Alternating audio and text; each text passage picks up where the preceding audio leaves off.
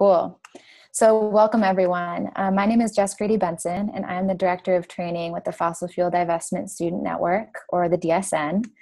And on this call, we're going to invite you all to join us in a historic day of action on January 23rd. We're also going to dream and scheme about what action could look like on your campus, and we're going to offer some support to you all in making this happen. So first, I'm going to pass it over to Victoria, a campaign coach with the DSN, to share a story about what this political moment means to her and why taking action is so important right now. Thanks, Jess. Hi, I'm Victoria Fernandez. I want to tell you all about a time where I felt very afraid to fail and a lot of self-doubt. That was really hard to deal with. So I went to UC Berkeley, and I've been coaching that campaign for the last year with one of my mentors, Katie McChesney. And it was April of this spring, and we were sitting in this tiny, brown little library at UC Berkeley's campus underneath some dorms. It was like this crazy little hovel. And it was like a Saturday night, and some people were studying, and we were having this meeting, and it was me and Katie and 5 other students, and we were trying to decide what action we should do. It was the end of the semester, and we knew we wanted to escalate, and whenever I start to think about, okay, what kind of action should we do, I start to get really nervous and scared. And the reason that I get worried is because I'm so afraid of failing, and I have so much self-doubt about my ability to talk boldly and passionately about the things that I care about and the things I feel like are worth protecting and fighting for, and just have this huge fear that no one is going to care, or no one is going to join me, and I'm going to be all alone. And so when we're thinking about this action, what we should do, those are all the thoughts that are flooding to my head, fear of not being able to do it, fear of failure, fear of stepping up and being the only one standing there. And also felt nervous because I was a campaign coach in this situation, and I'm supposed to be someone who's feeling really excited about taking action. I'm supposed to have done it before and all of these things, and lead other folks into it. And so Katie suggests, she turns to us and she says, why don't we do an occupation in 2 weeks of the chief investment officer's office? And it's off campus, it's in Oakland. You have to take public transportation to get there. And I'm thinking about this building. It's 21 stories high. I've been there before. The office is on the 14th floor. And it's just this, all the walls are glass inside. And there's all this really shiny metal. It's really fancy. And I just kept thinking about how would we possibly feel powerful in there? And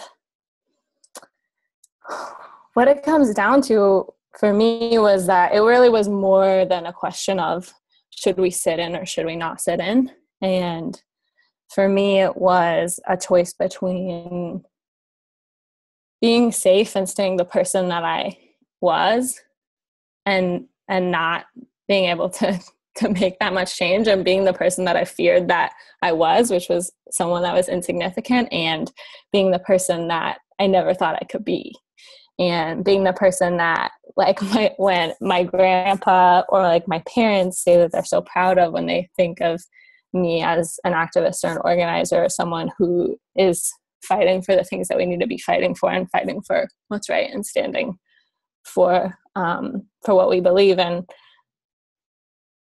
And so that was really the choice for me, was, am I going to stay safe and stay the same, or am I going to take this huge, humongous risk and be the person that I never thought I could be? And we decided to do the sit-in. I decided to do the sit-in. And I decided every day for 2 weeks up until the sit-in to do the sit-in, and to like Facebook message people I hadn't talked to before for like a year, because I had graduated, and try to get them to the sit-in. And it was terrifying, and I didn't sleep, and I barely ate. And in the end, I was the person that I wanted to be. And we did the sit-in, and that campaign had never sat in before. That building had literally never been sat in before by students. I had never sat in before. And by the end of it, that was all different, and that had all changed. And I think we're faced with a really similar choice now, with Trump being president and an oil billionaire being the Secretary of State, which is terrifying to me, because all I can think about are more oil wars. We're faced with a choice of, are we going to be the generation that's going to face and fight this crisis? Are we going to be the generation that reaches its full potential? Are we going to be the generation that we want to be when we look back? And I want to ask folks to share with each other. We're going to do a little breakout in pairs. And I want y'all to share what is at stake for you in this moment. What do you stand to lose if we don't step into this fight? And so if you're on the computer, click the pop-out that's going to come up for you, and it says join breakout.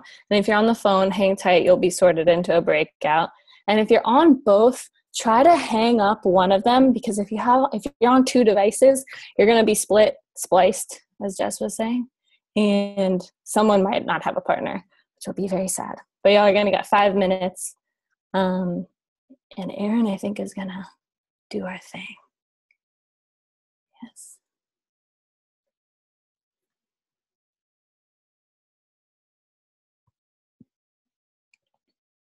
And go in the chat if you're having issues. It hasn't happened yet, don't worry.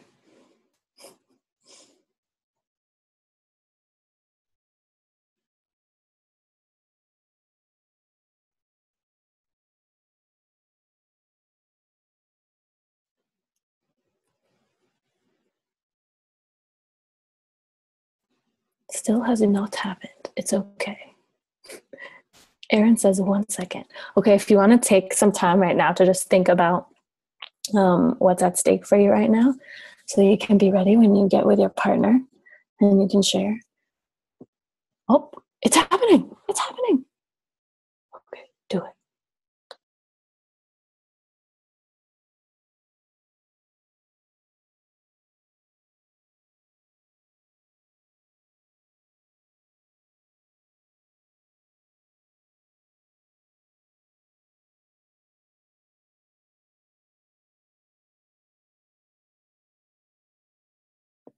Hey, Steven. I'm trying to see if there's someone else who should be here. Hold on. Are these all people who aren't actually on right now? Yeah, everyone's in a different room. Oh, whoa. And I'm controlling it. Cool. But it's kind of freaky. Hold on. Sorry, you got stuck with me. That's all good. Okay. All right, I think we're good. We're coming back at 8:46. Okay. That's just such a cool tool. I didn't know you could actually do that. It's so weird. It's kind of hard because you can like do people manually, but I don't know. It's kind of a lot when there's like 50 people on the call. Okay,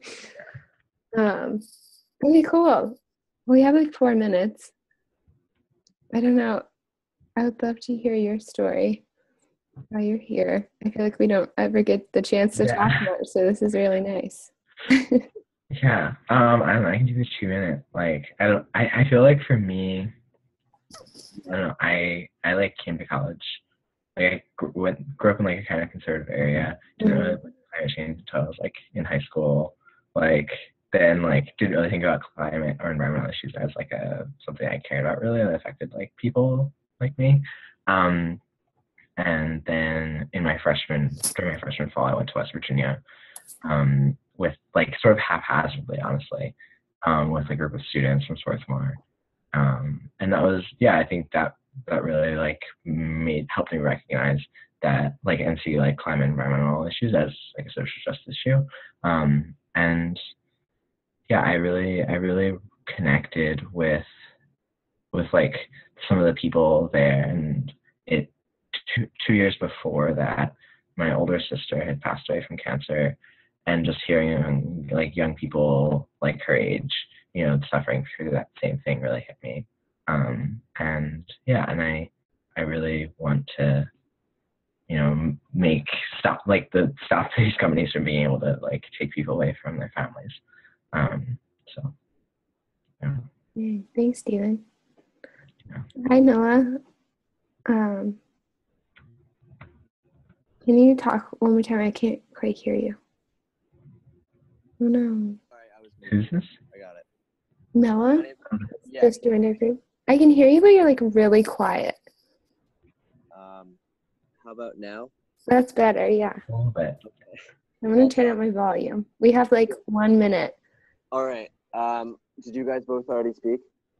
I didn't, but because I'm helping facilitate, you should go. Okay. My name is Noah. I'm from WashU. I'm a first-year student, and this is what we have to lose, what's at stake. I think what kind of hits me the hardest is just like my children and like my children's children, and like the responsibility that we bear as being like almost adults depending on your age, I don't know, to like take care of the world that they're gonna live in. And like I don't know, I don't think I'd be able to face my kids if I didn't like try and protect the planet that they're gonna be on. Yeah, I feel the same way. I'm sorry we can't talk longer, but No, I'm glad I got it to work. yeah. And now you know for the next time. Yeah. We're gonna break out again. Okay. I'm gonna close the room. Goodbye. We should have like a thing pop up.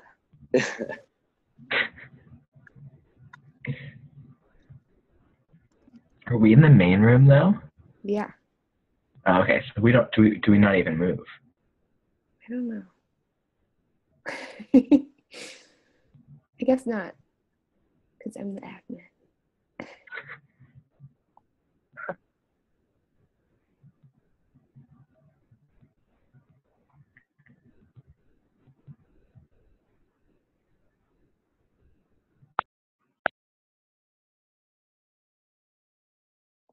Everyone will definitely be back in 19 seconds.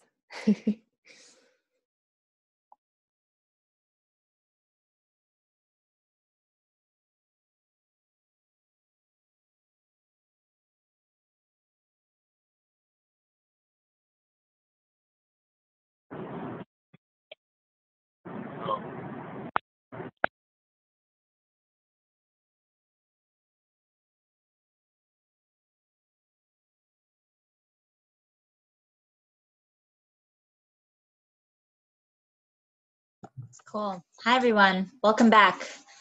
I would love to hear from one or two people, just any major themes or something that you shared that felt live for you or your partner.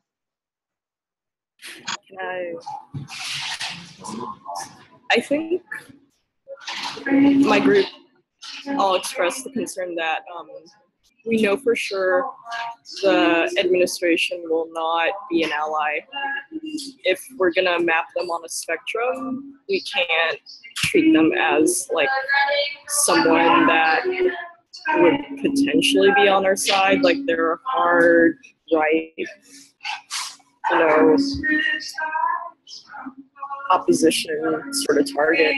Mm-hmm. And I think the reason I need to say this is because we all emotionally feel like how bad the lack of support is, and how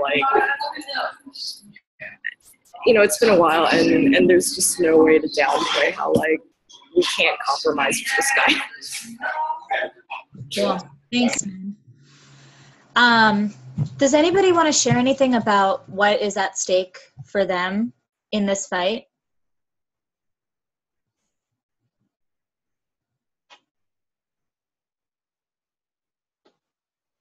Don't have to be long, just a couple words. Yeah, so I'm here at IU Bloomington. Can you guys all hear me?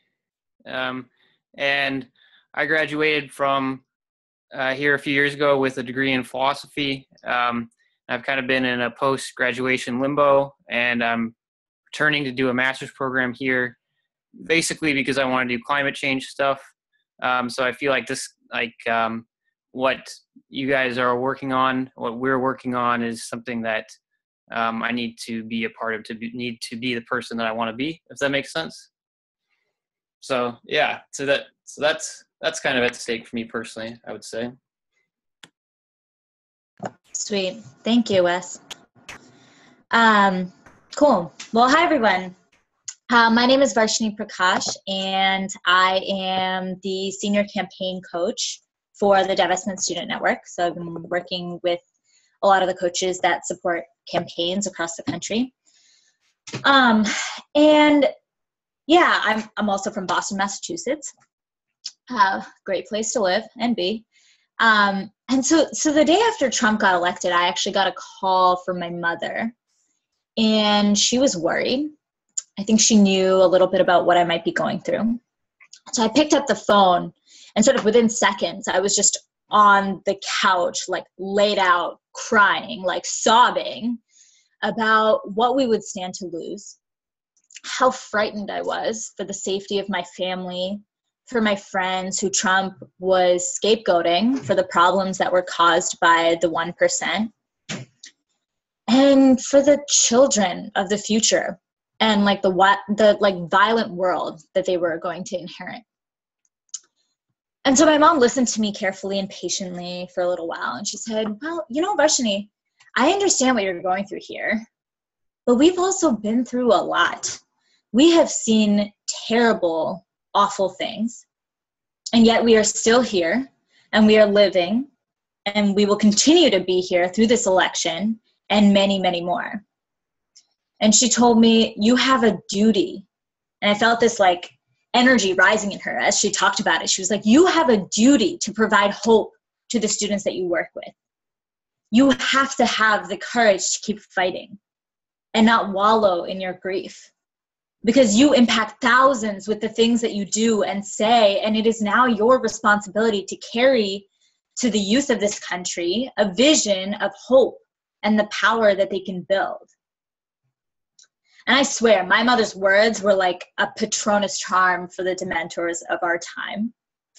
And I hadn't realized that what I needed most in that moment was someone reminding me of who the world really needed me to be, of the life force that it takes to rise in defense of love in times that seem unendingly dark. And every single day, her words just keep me above water and in sight of my spirit and my heart, and also in sight of churning out really good strategy. And so now more than ever, I believe that it is our duty and it is our time to fight for hope in the darkness. And it is a time to turn the despair and the rage into action. And it is time to be love, acting in the world, to build power for our collective will. And so I think we're just getting a little taste of what's in store. And Trump's recent appointments of Steve Bannon, of Rex Tillerson, the Exxon-Mobil CEO, make it super crystal clear that he's building a cabinet of white supremacists, climate deniers, Wall Street insiders, corporate billionaires, and more. And also make it clear to me that we have been preparing for this. Of all things, we have been preparing for this. And we will have what it takes. And we're also definitely not alone. Thank you, Varsh. I deeply resonate with the pain and the fear and the shock that Varshini just described about that moment when we found out that Trump would be the next president of our country. And a lot of things are keeping me up at night right now. It's the fear of what this presidency means for people that I love, especially people who are targets of his politics of hate. What it means for me and my partner, for my fellow queer folks and survivors, and what increased violence and defeat we might face in organizing, and what greater risk it might mean for us to put our bodies on the line and stand up for what we believe in, and a vision of a different country, one that really stands for all of us.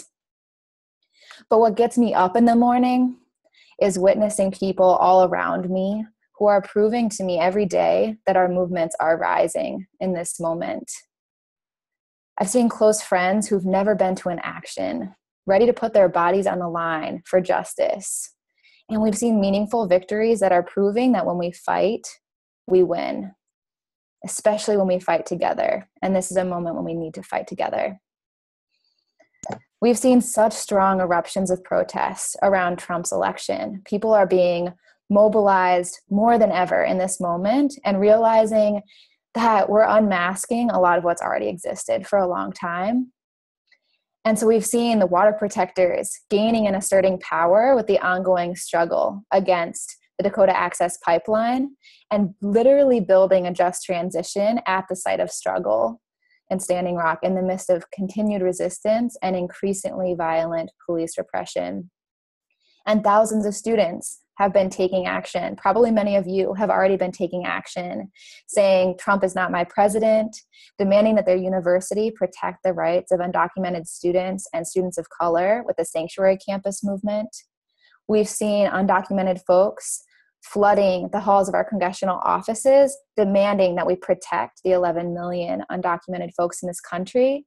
And we've seen all of us actions happening across the country, pushing for congressional Democrats to join the opposition against Trump. And that all of that is really, really inspiring. And in the midst of that, we've also seen some really meaningful victories. Even though every day I wake up with a new defeat of who's joining Trump's cabinet, what electoral college decisions are being made, as we found out today, and that really weighs heavy. But we've heard the Army Corps of Engineers denying the permit for the Dakota Access Pipeline to continue drilling. And still the water protectors continue to resist because we know that corporate interests are more powerful than those kinds of decisions so often. And we've seen the Divest Invest Coalition announcing that at this moment, endowments worth over $5 trillion in assets have been divested from the fossil fuel industry, paving the way for investment in the kinds of solutions we need to weather the storm. And those have come from commitments of over 688 institutions, some of them probably the schools that you have gone to and have fought for those victories, and about 60,000 individuals in 76 countries. We might feel small in this moment and hopeless, but these mobilizations, victories, and continued motivation to keep fighting are proving to me the power and necessity of our movements. And so I know that many of you may be feeling exhausted. You're almost to winter break. Maybe you're already there and you're just finishing finals. You might be feeling skeptical or uncertain about where to dedicate your heart, your time, and your power in this moment. I really feel you. And I've asked myself the same question so many times of where does my energy need to be in this moment? But I believe so deeply that we need a just transition now, away from this extractive and destructive economy and to a system that values life, that meets people's needs, that puts ownership and governance in the hands of the people. And I believe that we as young people fighting for divestment and reinvestment alongside of hundreds of our fellow students is one of the most meaningful ways that we can leverage our collective power. And this is a moment that we have to seize to continue building that power together. Totally. So this January, students are going to show what real climate leadership looks like in this moment through direct action and escalation to fight the climate crisis and to build the just transition that we so deeply need. And this is not the time to wait and see as corporate Democrats have asked for, right? Communities in Flint, Michigan do not have time to wait and see what happens when you poison children's waters with lead. Coal miners in West Virginia don't have time to wait and see and look for better and cleaner jobs. Water protectors don't have time to wait and see what spilling thousands of gallons of oil does to our land, air, and water. And young people sure as hell will not wait and see if an administration appointing people suing the EPA to head the EPA will take the action we need to protect us, the people we love, and our shared home. And so now more than ever, we need to dream big, like really, really big, and make plans that are going to hold up those dreams. And we need powerful movements now more than ever, and our universities have to take a stand. So we want to invite you to take action with us. I'll pass it to Joan. Yeah, thanks, Jess and Vash, for sharing. I really wanted to echo that we need to meet the intensity and urgency of this political moment with what it calls for, which is bold action, as Jess, Vash, and Victoria really clearly laid out, I think. And to me, that means, in our context, more students in the streets than ever before. It means mass escalated resistance and rejection of the extremist politics of Trump and his cabal, and of the status quo that props that up. And that's exactly why the DSN and 350 are calling for students to reject and resist by organizing campus walkouts on Monday, January 23rd. A clear first step and line in the sand in the first 100 hours of Trump's presidency. I really think that through massive walkouts, we're going to tell a story that's saying that we're walking out of our classrooms because our universities can't continue to back the coal, oil, and natural gas industries who are celebrating Trump's victory while their boy Rex enters one of the highest offices as well, and while they commit the globe to extreme levels of warming and disaster at the behest of essentially every other country in the world, and many communities in our country. And yeah, I think we're going to be saying that the era of Trump is going to be one of resistance and rejection, and that our universities are going to have no choice but to stand with us, because we're not standing still anymore, and that time is fucking up. Our institutions are going to have to divest from the fossil fuel industry and reinvest in climate solutions owned by the people by the end of this academic year, because it should have happened many years ago. It shouldn't have been an issue if they're standing by their own damn professors. So why walkouts though? To me, it's because we need mass escalated resistance that allows for rapid and accessible participation across the country. And to me, I think both of those things are exemplified in the tactic of the walkout. And also because I think we've seen time and time again that the fossil fuel divestment movement is strongest when we take bold action together. In terms of getting into some more of the details, we know y'all are navigating different political contexts on your campuses. Everyone's got a different situation. For some schools, maybe you're the only campaign. For some schools, maybe you're not. And so we encourage you to adapt the tactic of the walkout to what feels most powerful in your context.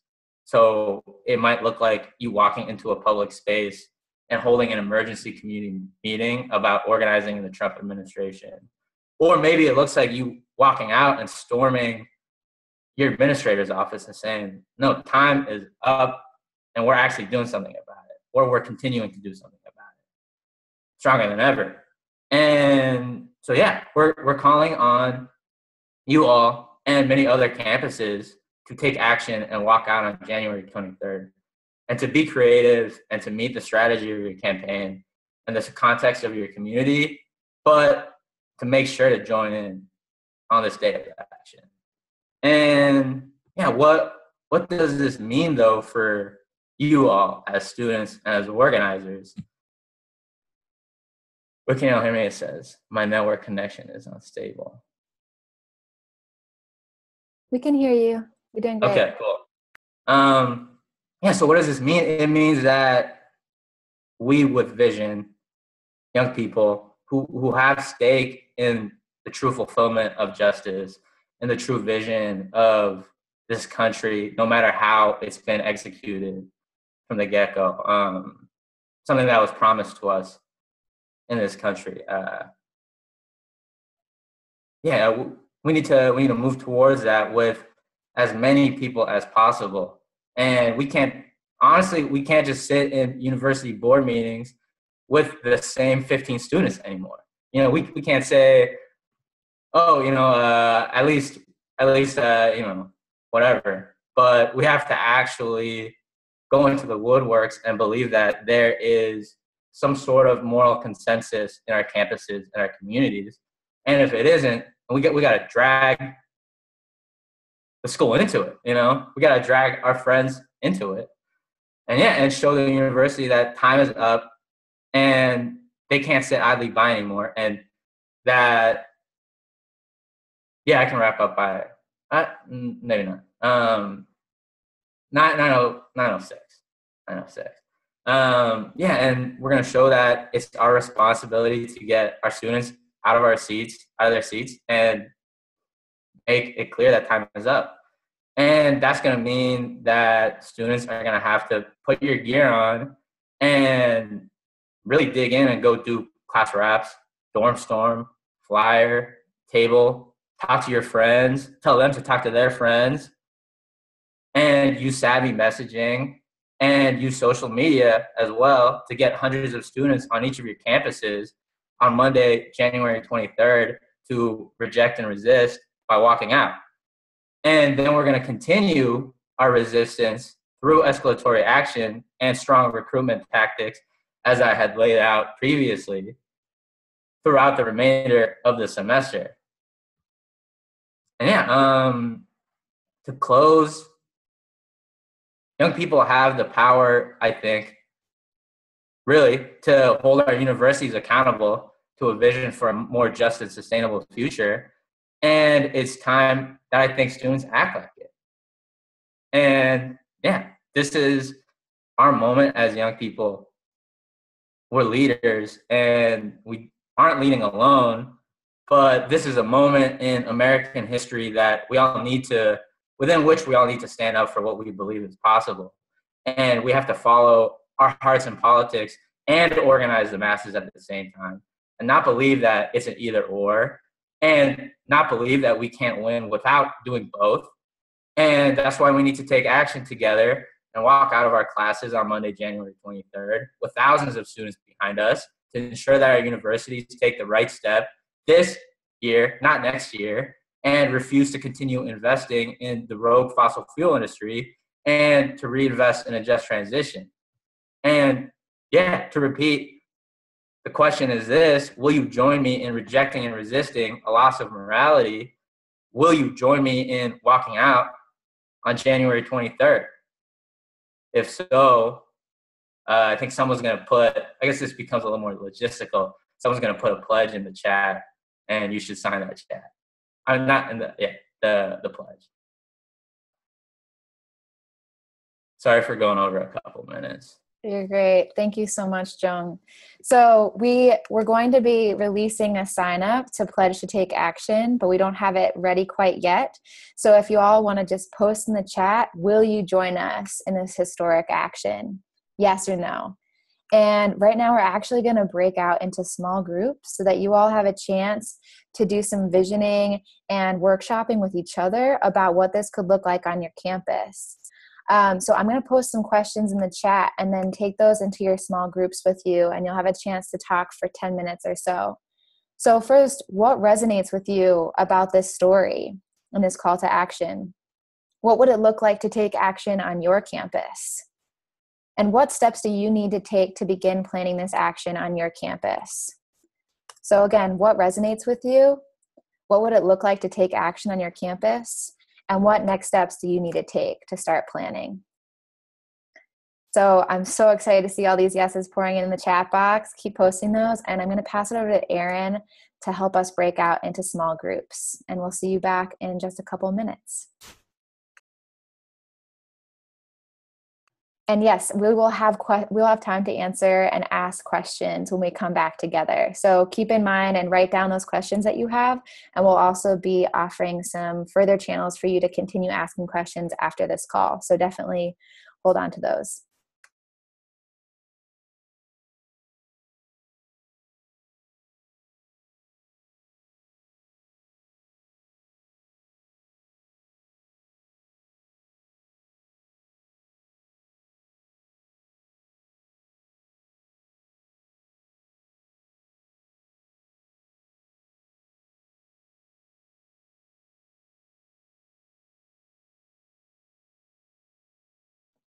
Everybody who's still here, you should have gotten an invitation to join a breakout group. I rejected because I needed a breather. Okay. Did everyone else get one? I did not. No. I didn't get one. Wait, who's in this? I feel like this could be a breakout. Griffin? I'm gonna go get some water. Wait, Griffin, are the only? Okay. What? Who else is in? Is anyone else in this group? Yeah, Steven, can you not see everybody? No, Yeah, there's like 4 other people. Okay, I'm gonna hop off, and then the students who are here can talk. Self-organize.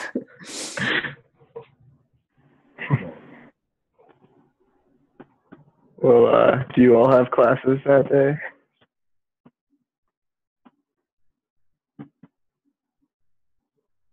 I do. Wait, so can everyone who's on this breakout just say your name? I can't see everybody. I'm here. I'm Gavi from Penn. Oh, hey, it's Steven. What's up? I don't have a camera working. I'm here. I'm Griffin.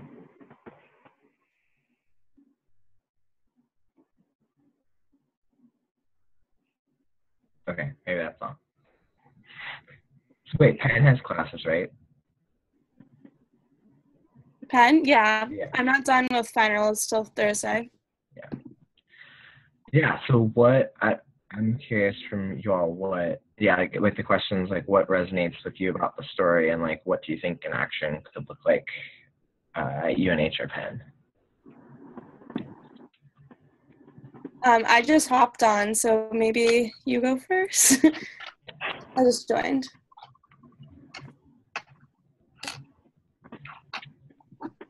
Do you want me to go, Steven, or are you going to go? Yeah, you go. Your thoughts.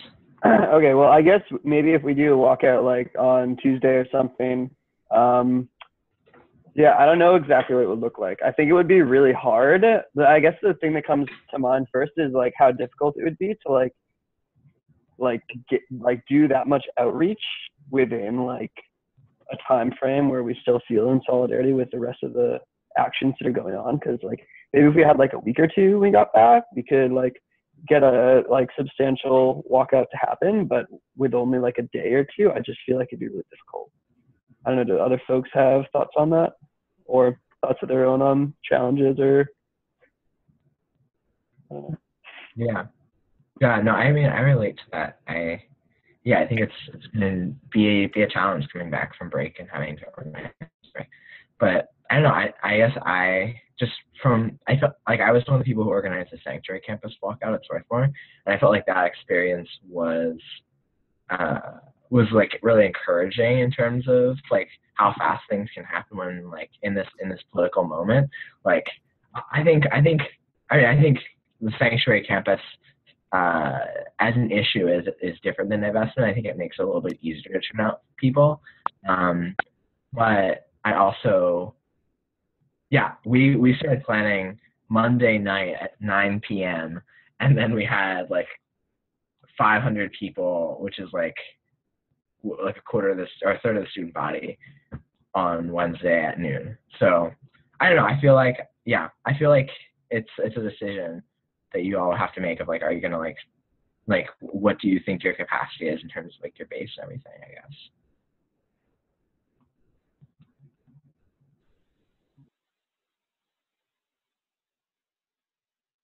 Yeah, and I think also just like figuring out what kind of action is going to fit best for your specific community, while trying to also be able to leverage the power of like what's going on nationally. Mm-hmm. Can folks hear me? Yeah. Oh, okay. Hi, sorry, I'm Elisa. I've just figured out how to unmute myself. Hey, where do you go to school? I don't go to school. I'm a campaign coach in Massachusetts. I work for a Better Future Project, and I went to UCLA.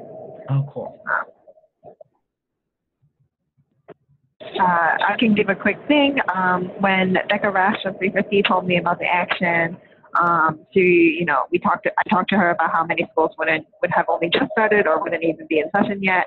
And the way she framed it to me was definitely that they wanted to give a way for students for like a kind of a boost for campaigns to absorb energy following the inauguration, and give people like a concrete thing to organize around right at the start of the semester, and be able to follow it up with a training, a strategy session, be able to build strategy around a big escalation at the start of the semester. I don't know, I talked with some students like at MIT who are not going to even be in session yet, and they're trying to figure out if it's possible to like do something the week after. But I do think for students who have just started school, it could still be, perhaps the walkout may not be a walkout, but maybe something like a public march through campus, something that creates noise basically. And they suggested the tactic of the walkout because they wanted to frame a stronger, more escalated tactic for people to move around rather than just doing, a bunch of disconnected rallies and a lot of different things. But I hear that it's probably going to be a tough issue. But I really think if you think of it as like, there's going to be a lot of energy after the inauguration, and this is a way to sort of think about observing that, like not being so focused on the walkout itself, but rather like how can you use this day that's already going to happen to like be the most well positioned to absorb energy. And for me personally, I'm going to be doing a lot of one-on-one calls with all the students I coach and talking over the break about what they're interested in, how I can help them plan to make that happen.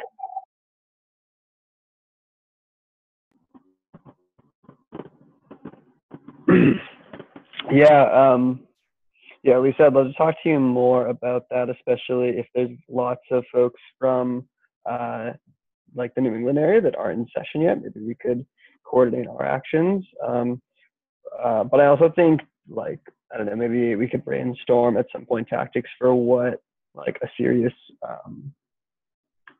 social media push leading up to school would be like, especially, I don't know if other folks are folks joining back in now from the other breakout groups. Yeah, that sounds good. I'll follow up with you after. Okay, sounds good. Yeah, I think I can. Or maybe. So we're planning escalation in April. So we're thinking about how that, like, we can use January 24th as some type of launch of our pledge to escalate campaign in correlation with an event in some type of walkout. So really so we get back to school January 10th, so we're going to have time together to plan, which is good. But trying to figure that out, if anyone has ideas of like how to start the escalation recruitment process through, like, in conjunction with an action on January 24th.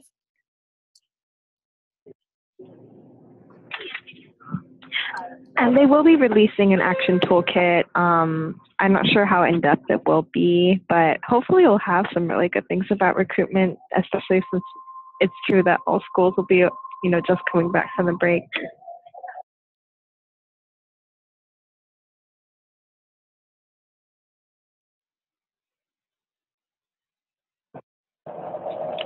That sounds awesome. Could I ask? Oh, sorry.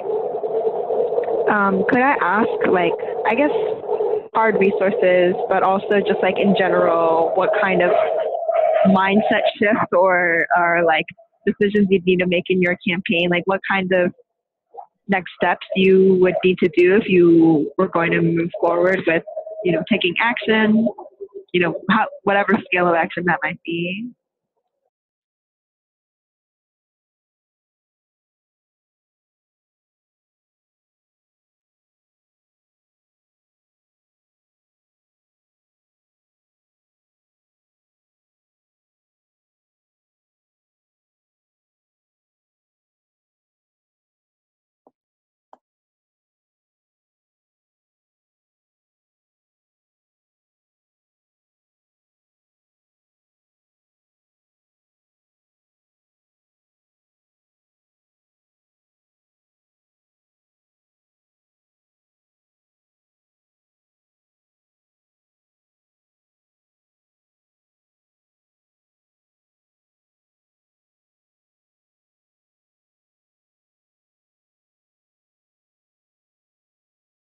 Welcome back, everyone.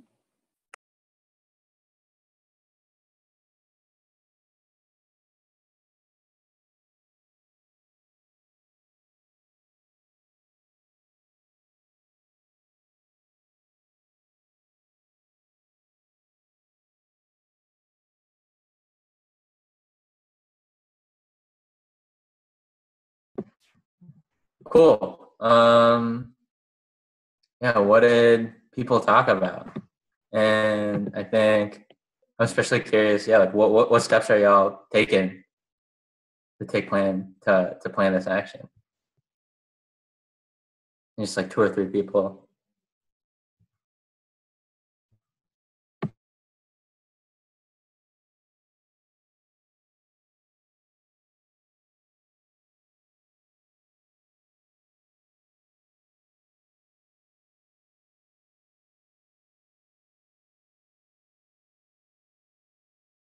Well, I found it really helpful to hear from Caitlin a little bit in terms of takeaways from the Sanctuary Campus walkouts that some folks were involved with, and how effective they were. Partially just sort of recognizing that like rules of the game seem to be a little bit different right now in Caitlin's words, but also that like the internal organization was really effective, that they had really clear point people, holding people accountable to the work, and dividing up work early on. And so I'm already starting to think a bit about, given that it's going to be organizing over winter break, which feels kind of tricky at times, really a lot of personal communication, getting someone who can really be checking with folks on the team to, be dividing work really effectively early on. That's sort of where I'm thinking.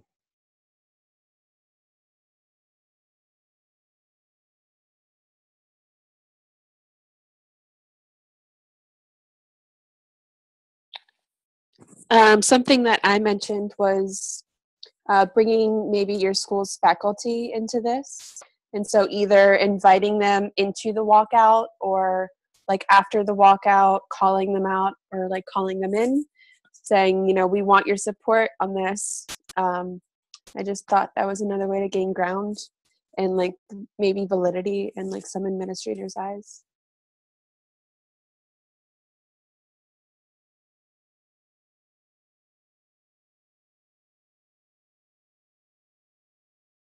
We talked a bit about having some advanced planning before classes start through, I think most of us probably have Facebook pages with our campus campaigns or other means of contacting all of the members of a campaign on each campus before classes start, so that we don't waste any time once we're all back. And just getting all of the base members and core members and whatnot on the same page, and just literally the first day of class start flyering and tabling and doing some class wraps so that we can get the word out as soon as possible.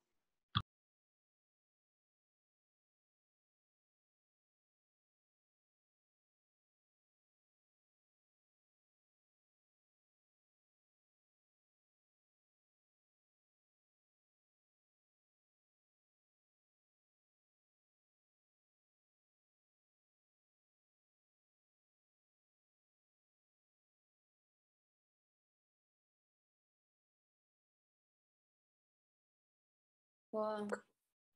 Should I take us into the next section? Well, first I just want to ask if anyone has any questions.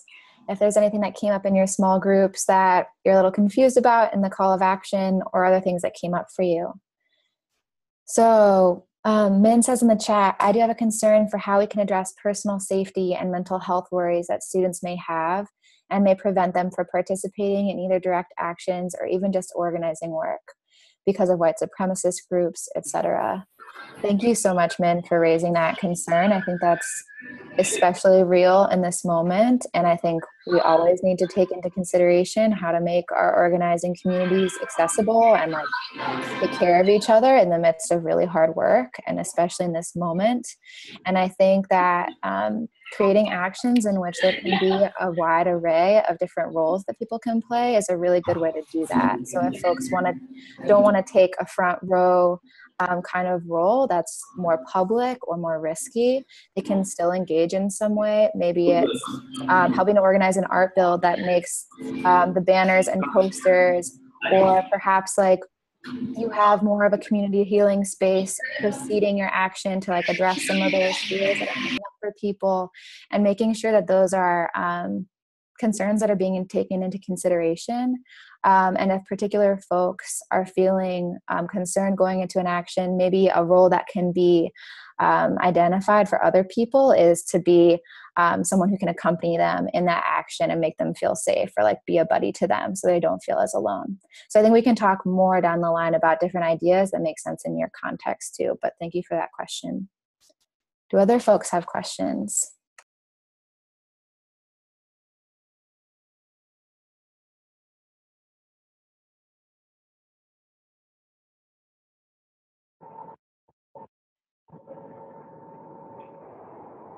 Can you hear me? Yeah, go for it. You want to share your name and your school? Oh yeah, this is Elisa from Better Future Project, not out of school. I have some campuses I work with who won't be in session by then, but would still want to participate, and wonder if there's been some thought about how they could, whether that means doing something on social media that day or doing something maybe on a different day. Totally. That's a really great question. One immediate thought I have is maybe there are schools in their region that are in session and they want to just flood another campus and help throw down in person. But I also want to pass it to Varsh or Becca to see if they have any ideas about that as well.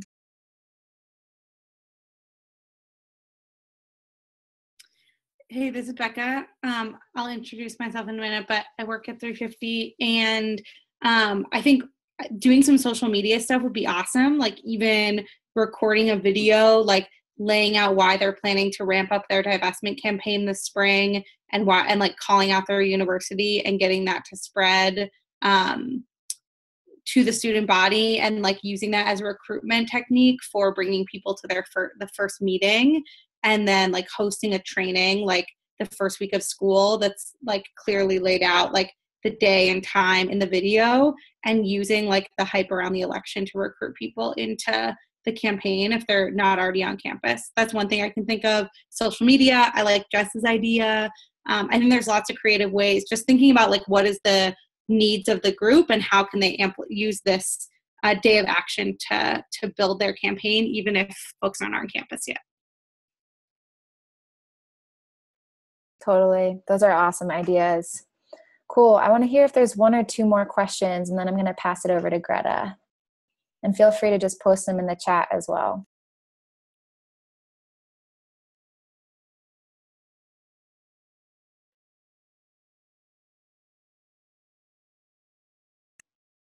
All right, cool. Well, if other things come up, just be sure to post them in the chat, and we're going to share another way that y'all can continue to communicate with us and other students throughout the planning process. So I'm going to pass it over to Greta. Thank you, Jess. I just want to say that I'm so excited to be on this call with you all, and this feels so powerful. I'm Greta. I organized on divestment at Middlebury College, and I'm the director of the Divestment Student Network now. And I've been in this movement since 2012, and it's a long time. And at different times, things have felt so powerful and our work's felt so important. And at other times, it's been really hard to feel like we should continue working. And this moment after the election has been one of the most powerful moments for me in this movement, because I've been like, the students that have been running these campaigns are some of the best organizers on their campuses, and they're the best equipped to do this work right now. And we need to do this work. The movement needs us to do this work. And it would be truly a travesty if we weren't able to make use of all the leadership and skills that we've been building in this moment. So I'm super excited for this moment. I'm really excited that the DSN is able to support you all in this moment, and that we've got 350 as such a great ally in this moment. So a couple of the things that we are going to be giving you all as resources. Make sure that you're signed up on that registration form. You all should be, the form that you signed up on to join this call. If you haven't for some reason, sign up on the form that Varsh is going to copy into the chat right now, so you can get more information and resources as we go forward. We're also going to share a one-pager with you right now that you can share with your team, and which outlines some immediate next steps. Those main 3 next steps are working with your team to bring them on board, your campaign, naming your goals, and making a plan. And the third thing that's going to happen right now is you're going to get a Slack invite from Steven. Tonight, it's actually going to come, or tonight or in the next couple of days. It takes a while to manually invite everyone, but you're going to get a Slack invite to a team called Resist and Reject, and that's a place where you can connect with other students and talk to campaign coaches and get generally support for planning your action and talking through ideas. So I'm going to pass it to Becca from 350, who's going to talk a little bit more about support that's going to be coming down the road. Totally. Hey, y'all, I'm Becca. I work at 350 as our youth engagement coordinator. Really excited that there's so many folks on this call, and just echo a lot of what Greta said about the highs and lows of divestment. I started the divestment campaign at my school in 2012 at Brown, and have been so inspired by the work that folks have done over the past this is the 5th year of divestment campaigning. It's pretty amazing. And am also just like been more inspired than ever to throw energy into divestment over the past month, because Jung kind of said this already, but like, it's pretty clear that the fossil fuel industry is actually excited that Donald Trump is president, and our universities cannot be compliant with an industry that is actively excited about his presidency. And we have such an opportunity through the campaigning that we've already begun to take down the support that they have for our university support for an industry that is like not only driving climate change, but actually driving a presidency that is taking America down the wrong path. And so I think our organizing is so important in this moment. And so I just want to name a few other resources that we're going to be sharing over the next week, which is that we're going to create a map, a page to register your action. These actions are happening in the first 100 days after the inauguration. So that's going to be some of the framing. And so watch out for a page to register your action. We're going to be putting out a toolkit about how you can best develop your walkout and think through all the pieces of it, especially thinking about recruitment and how you're going to get those hundreds of people to participate. We're going to be building out more mass calls and webinars to give you coaching support, and linking folks up with individual or group call support for campaign coaching, so that you can have some like in-depth support in thinking through your plan and making sure that this day of action is a time for your team to learn, to grow, to absorb new members. We're going to get, a bunch more universities to divest in the next 6 months. It's going to take some serious organizing, and we need more people on our teams. So we're really thinking about how these actions get us there. So I just want to also say both 350 and the DSN are really excited to really blow these walkouts up in the media, in the press, on social media. So we're going to be throwing down a lot of time and energy to make sure the story reverberates beyond our own campuses and on our campuses. So excited to be doing that, and really grateful for you all for getting on the call, and excited to be co-conspirators in this amazing divestment day of action. I'm going to pass it to Varshini to close. Hell yeah. Yeah. Thank you so much for joining us on this journey. I really cannot even explain the rage I felt at different moments over the last few months, and I think it like truly boiled over and culminated at the when Trump picked Rex Tillerson for Secretary of State, and just how like in my body how disgusting and wrong that was. I just like, yeah, I was just like shaking with rage. But like after the rage cools, I think what we have is our hearts and our heads and our boots on the ground. And it's like time to get out there and use what we feel in our bodies to create concrete action that's going to show what we're made of. And I want us to dream big and not leave it as like a pie in the sky thing, but like shit that we're actually going to make plans for. And I want thousands of us in the streets, and I want the nation to ring with what justice looks like in the fight for humanity. And I said this before, but I just want to bring it up that I just feel in my heart that this is our duty. This is our home. And we don't have time to let our inner fears and doubts stop us from doing what we must do in this moment. So I want to invite all of you to step into that. And I promise every step of the way that myself and this team will have your back and will be there with you. So thank you.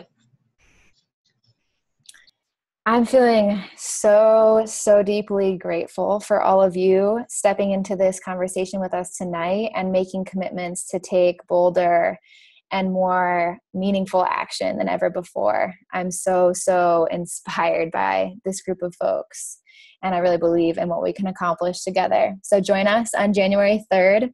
Share the call to action with your teams, your friends at other schools, and keep an eye out for further resources. This call was recorded, so we're going to share that out with you afterwards, so you can watch it again and again over break, and you can watch it with your teams. And we're going to keep sending more resources out to y'all. There's going to be more webinars in January to keep hyping up this crew and build out our base of incredible, bold actions across the country. So thank you so much for joining us and stepping into collective action together. Can't wait to throw down with all of you. Talk to you soon. Hey, everybody. Bye, everyone. Bye, everyone. Thank Bye-bye. you. Thanks, everybody. Goodbye. Goodbye.